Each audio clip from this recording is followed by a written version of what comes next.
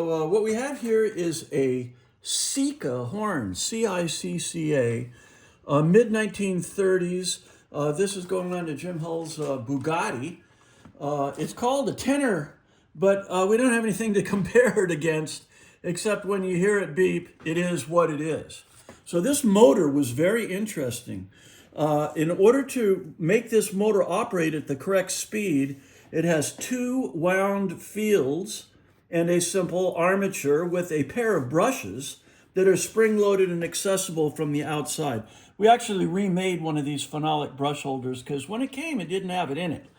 So we went ahead and started this motor after cleaning up and everything, and it rotated. But on a former video, you can see that it was rotating too slowly. We went up, down, left, and right. We used everything that we could figure to speed this horn up.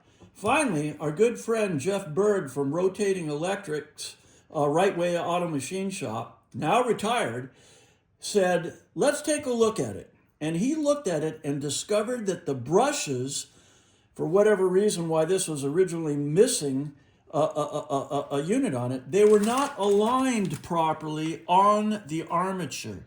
And armature timing is everything. When he fixed that alignment for us, the thing tripled in speed. So it is now not unlike other era horns from its day, Claxton, Bosch, Fiam, Ducilier, Paris Rhone, and even from England, of all things, Clear Hooters. This particular horn is on our list of repairs. And go ahead and energize, or I'll go ahead and energize it. And I hope that the phone doesn't rip its earphones out. Yeah, that hurt my ears.